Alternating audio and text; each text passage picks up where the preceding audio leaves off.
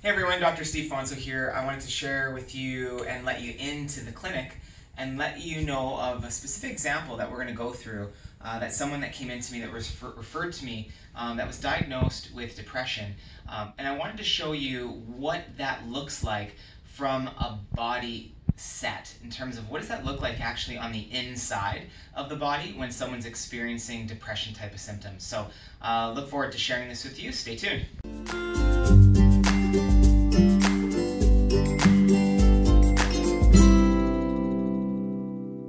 Okay, so welcome back. So what we're going to do is we're going to look first, we just got to kind of set the stage for you so that you have a bit of understanding.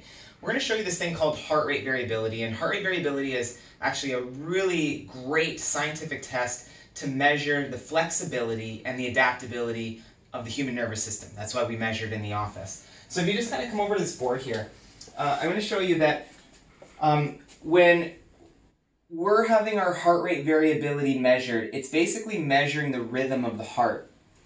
And when we take a breath in, we are activating, in terms of our heart rhythms and our body physiology, we're asking it to do work when we breathe in. And so it increases stress hormones and it utilizes energy, it activates oxygen when we breathe in. That's the fight or flight, or what they call the sympathetic nervous system.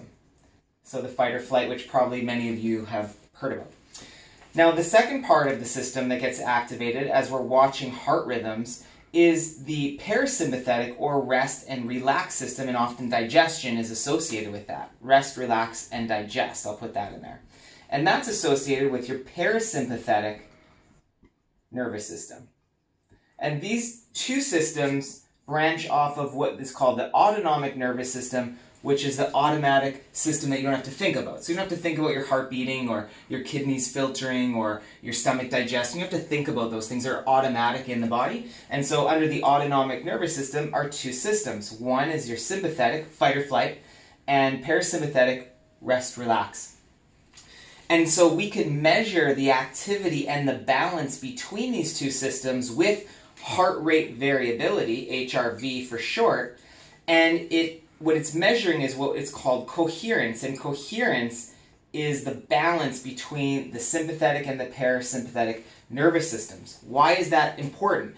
Because if you have too much fight or flight activity, too much inhale, and not enough exhale, so if your inhale is more than your exhale, you're going to be more prone to anxiety type of things, more muscle contraction, more tightness, the gut not working as well, because more inhale equals more sympathetic activity. Now on the other hand, if you have more exhale than inhale, you're going to be prone to more depressive type of experiences in the body. More lethargy, inability to kind of get up and go. You're going to have different competing thoughts in the brain. And you might even say, quote unquote, more negative type of thinking in the brain. But that comes with some imbalance in the physiology in the body. So HRV, heart rate variability, is measuring coherence. Coherence is the balance between the fight or flight system and the rest relax system. If you go too much rest relax, which I'll show you in a minute, you'll go more depressive in nature. If you go too much fight or flight, you're going to go more anxiety-ish type of behavior in the body and the brain. So come on over here and I'll show you, a woman had come into me and she had sat down with me and said, you know, I'm feeling really depressed. She's actually clinically, she was diagnosed with depression. And she came in and sat down and said, I'm feeling just really down. She sat there kind of stooped posture, low energy. The thoughts, she said, I'm just thinking negatively. I'm all over the place. I can't focus. I can't get present. So this is what she clinically had mentioned about. So when we measured her heart rate variability, you can take a peek here and see that how down the rhythm is and how that lower end parasympathetic is expressing itself versus the up cycle of the sympathetic. So she's experiencing depression, and she's been diagnosed with it, and she has the body physiology and the nervous system that matches it with a big down cycle of the parasympathetic nervous system. So that, again, what she's feeling and sensing in the brain is showing up physiologically in the body. And so what we did was we did a little bit of work with her to kick up. In a visit of mine, we adjusted the very first part of the neck, which was the upper cervical, C1 vertebrae. That came up as a bit of an issue, and I'll show you why that came up.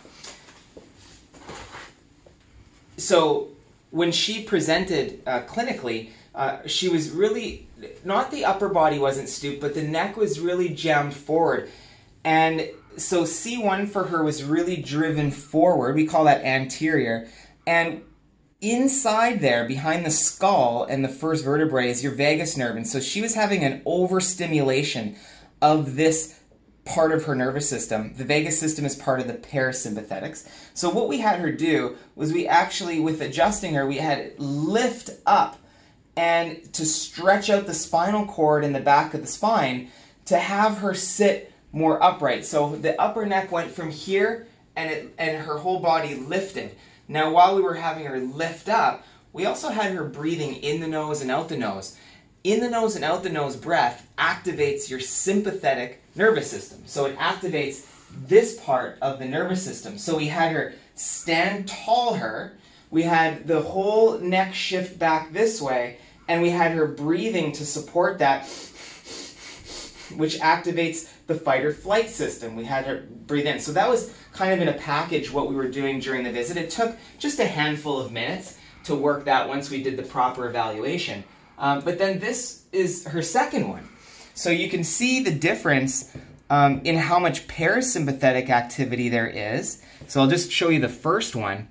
There's the dominance of all that parasympathetic activity there, taking over probably 75% of the reading. And then the second one goes here. So after we open up that C1 area, the brainstem area, and activate the breathing patterns, we can see how much less parasympathetic activity she's got, and it's getting much more balanced throughout.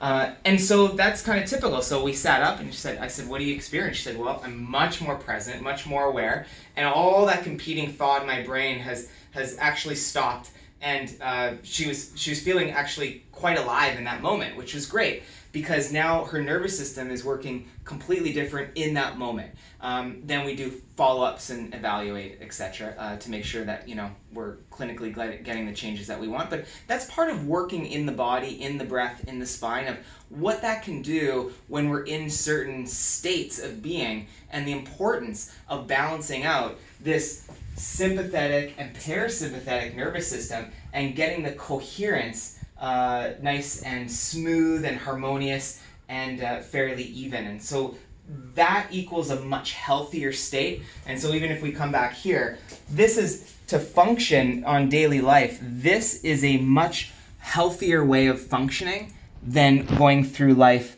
like that, in that type of distortion and that type of activity in the nervous system. So anyways, hope this was helpful and gives you a little bit of explanation of the role of the nervous system, even in mood challenges that we could be having and other types of mood disorders, I guess you could say, for lack of a better term. We're not trained to diagnose that, but when people are feeling certain states of being, it's important to balance out the nervous system, the central nervous system, and to be able to have sustainable, long-lasting change. So I hope you enjoyed that, and we'll see you on the next one.